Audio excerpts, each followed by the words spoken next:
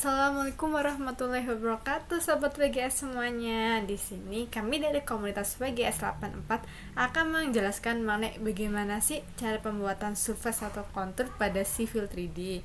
Sebelum itu kita akan melakukan pematerian terlebih dahulu. Apa sih itu kontur gitu? Jadi kalau teman-teman bertanya gitu ya, apa sih garis kontur? Jadi garis kontur itu merupakan garis hayal gitu yang sifatnya itu kontinu di permukaan bumi yang menghubungkan titik-titik dengan ketinggian yang sama gitu. Fungsi utama kontur adalah untuk menggambarkan bentuk permukaan tanah seperti bukit, lembah, lereng, dan cekungan. Pada Civil 3D yang nantinya bakal kita gunakan, kontur dan surface memiliki peran penting dalam pemodelan dan analisis topografi. Kontur adalah garis yang menghubungkan titik-titik dengan elevasi yang sama dan digunakan untuk menggambarkan bentuk permukaan tanah secara dua dimensi. Dalam Civil 3D, pengguna dapat membuat kontur secara otomatis dari titik elevasi untuk menunjukkan kondisi medan dengan presisi yang tinggi. Kontur ini juga memudahkan analisis kemiringan lereng, perencanaan infrastruktur, serta pemahaman bentuk relief tanah. Dalam kontur juga terdapat dua ya yang biasanya kita ketahui, yaitu kontur mayor dan kontur minor. Mungkin teman-teman bertanya gitu, apa sih kontur mayor dan kontur minor? Jadi kontur mayor merupakan garis kontur utama yang menunjukkan perubahan elevasi yang cukup besar dan sangat penting pada suatu area. Pada garis ini biasanya digambarkan dengan ketebalan yang lebih besar atau tampilan yang lebih mencolok dibandingkan dengan garis kontur minor. Dengan interval yang lebih luas, kontur mayor sangat memudahkan pengguna dalam memahami perubahan ketinggian secara keseluruhan pada peta topografi. Sedangkan yang kedua adalah kontur minor, merupakan garis perubahan elevasi dengan perbedaan yang lebih kecil dibandingkan pada kontur mayor. Garis ini biasanya memiliki ketebalan yang lebih tipis dan tampak kurang mencolok sehingga bisa lebih sulit untuk dilihat. Kontur minor berfungsi untuk menyajikan detail tambahan yang lebih halus mengenai variasi permukaan tanah sehingga memberikan informasi yang lebih rinci tentang kondisi medan di area tertentu. Kita lanjut ke berikutnya yaitu. Nah, mengapa sih kontur itu penting gitu ya? Yang pertama sebenarnya fungsi dari kontur itu atau manfaat dari kontur itu banyak banget gitu ya. Namun di sini kita akan membahas tiga gitu mengenai manfaat gitu mengenai kontur. Yang pertama yaitu perencanaan infrastruktur. Dalam suatu perencanaan pembangunan infrastruktur, memahami perubahan ketinggian sangatlah penting. Kontur mayor digunakan untuk menentukan lokasi terbaik bagi pembangunan karena menggambarkan perubahan elevasi yang besar. Sedangkan kontur minor memberikan informasi lebih rinci tentang kemiringan dan bentuk lereng yang harus diperhatikan agar perencanaan menjadi lebih akurat dan sesuai dengan kondisi medan. Yang kedua, navigasi. Saat kita ke gunung gitu ya, kita sangat memerlukan gitu mengenai kontur dari topografi gunung tersebut untuk mengetahui gitu gimana sih tinggi rendahnya daerah tersebut. Terus juga sementara kalau penggunaan kontur mayor dan kontur minor pada navigasi adalah kontur mayor itu membantu dalam memahami medan secara keseluruhan, sementara kontur minor memberikan detail yang diperlukan untuk navigasi yang lebih aman. Yang ketiga merupakan perencanaan jalan. Saat merencanakan pembangunan jalan di area pegunungan atau area yang memiliki elevasi yang berbeda gitu, kontur mayor digunakan untuk menentukan jalur utama jalan karena menunjukkan perubahan elevasi yang besar. Sedangkan kontur minor dimanfaatkan untuk merancang jembatan atau terowongan yang diperlukan untuk menyesuaikan perubahan elevasi yang lebih kecil dari jalan tetap dan aman. Dengan cara ini perencanaan lebih dapat dilakukan dan lebih tepat sesuai kondisi medan.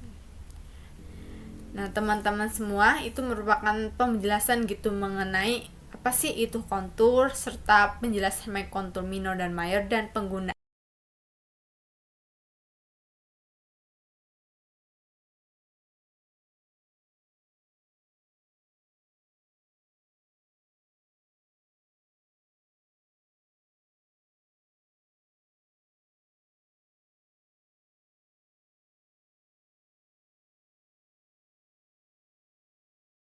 Yang pertama itu adalah kita buka terlebih dahulu aplikasi dari Civil 3D-nya. Di sini saya menggunakan aplikasi dari Civil 3D 2026. Setelah aplikasi Civil 3D dibuka, kita akan melihat gambaran awal gitu mengenai kondisi dari Civil 3D, yaitu dari tools-tools yang ada serta kondimen yang lainnya gitu. Yang pertama, untuk step awal itu kita perlu memasukkan terlebih dahulu template-nya gitu.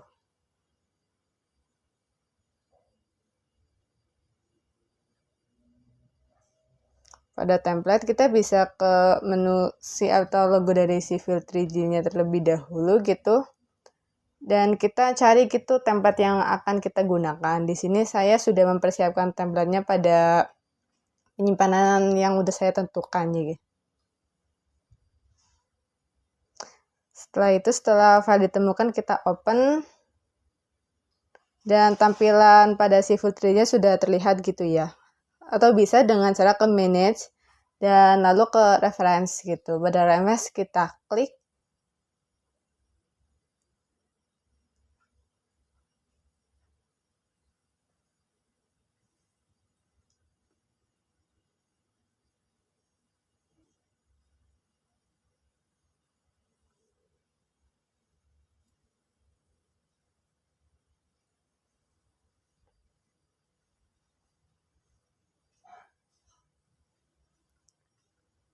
Klik, lalu kita bisa melihat gitu ya tampilan attack reference template. Di sini kita bisa mencari lagi gitu template-nya. Bisa juga lewat sini atau lewat logo Civil 3D yang tadi. Lalu kita mencarinya seperti tadi gitu ya, di mana letak kita menyimpan template-nya gitu. Namun perlu diingat ya teman-teman, jika tidak ada template bisa langsung ke open dan new project gitu.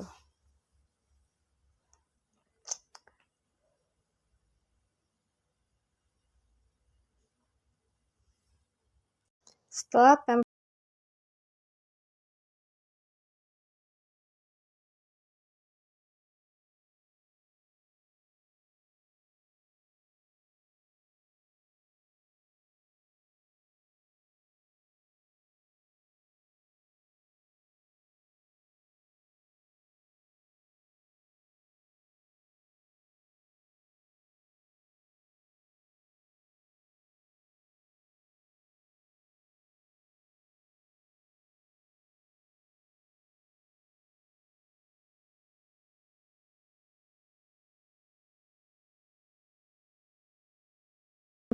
dimasukkan, kita akan melihat pada bagian bawah itu terdapat model dan layout 1. Layout 1 itu letak di mana kita akan melayout hasil dari Civil 3D kita. Namun pada pelaksanaan sekarang, kita hanya sampai ke pembuatan surface. Yang pertama itu untuk pembuatan surface itu kita memasukkan terlebih dahulu data-data yang akan kita gunakan nantinya. Pada bagian driving view merupakan tools gitu untuk mempermudah kita dalam pembuatan Civil 3D ini.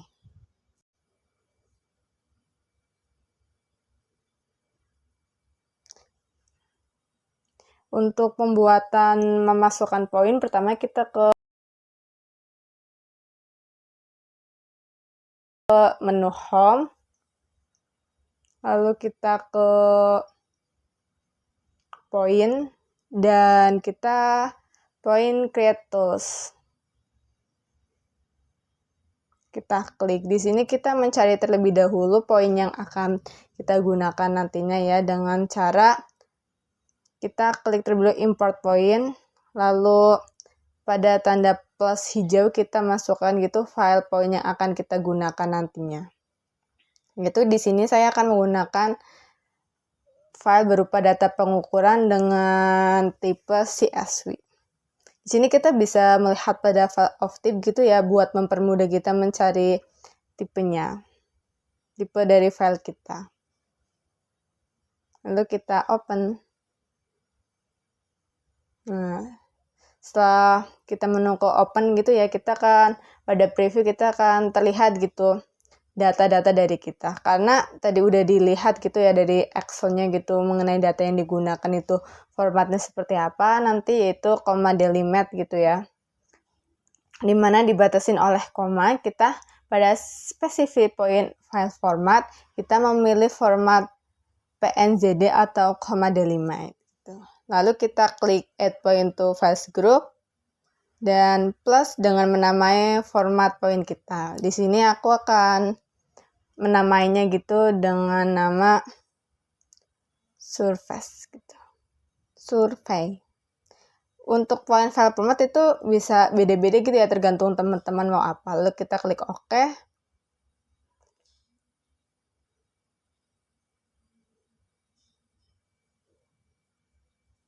Lalu klik OK.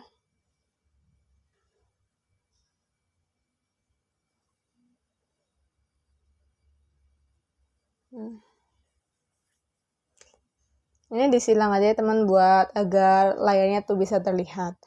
Karena di sini tidak terlihat gitu ya dari poin yang sudah kita masukkan, kita perlu zoom to layer itu dengan cara klik Z, enter, lalu klik E, enter. Nah, ini bisa terlihat ya teman-teman titik pengukuran yang telah kita masukkan tadi dari data pengukuran melalui create point gitu. Pada data ini bisa terlihat gitu ya titik-titik. Nah, di sini tuh merupakan nomor titik serta ketinggian elevasi, di mana 707, sekian itu merupakan dari tinggi elevasi pada titik pengukuran ini.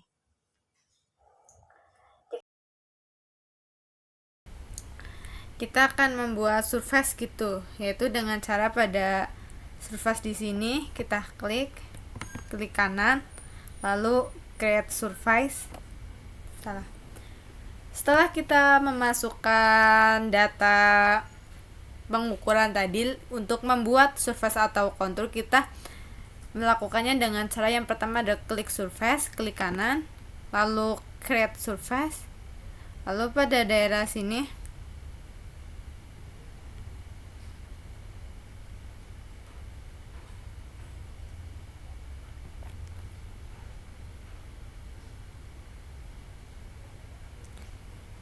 kita berikan nama terlebih dahulu. Di sini kita akan menemukan nama survei pengukuran. Lalu kita OK.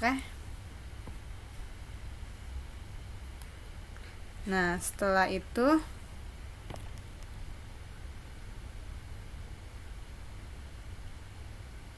kita ke point group, yaitu pada klik surface kita klik. Pada surface pengukuran yang telah kita buat itu datanya kita surface. Nah, di sini ada definition, lalu kita klik. Lalu pada bagian bawah yaitu berupa point group, kita klik kanan. Lalu kita add all point yang tadi telah kita buat. Apa? Nah, ini merupakan kontur yang telah kita buat gitu ya teman-teman semua. Ini merupakan data kontur hasil dari pengukuran. Sebenarnya dalam pembuatan kontur itu sangat mudah ya teman-teman. Ini adalah tips singkat gitu ya mengenai bagaimana sih cara memasukkan data pengukuran dan mengubahnya menjadi kontur atau surface pada Civil 3D. Buat langkah selanjutnya sebenarnya sangat banyak sekali, dari pembuatan koridor, pembuatan long section dan cross section. Namun bisa ditemui pada video selanjutnya. Nantikanlah buat teman-teman semua. Wassalamualaikum warahmatullahi wabarakatuh. Oke, terima kasih buat teman-teman semua yang sudah menyaksikan pemaparan singkat dan pembuatan surface atau kontur pada video edukasi dari komunitas VGS 84. Semoga video ini dapat mengedukasi teman-teman semua. Jika ada pertanyaan atau kesusahan atau kebingungan gitu, bisa tanyakan di kolom komentar teman-teman semua. Billahi taufiq walhidayah. Wassalamualaikum warahmatullahi wabarakatuh. Nantikanlah video selanjutnya dari komunitas WGS 84. Terima kasih semuanya.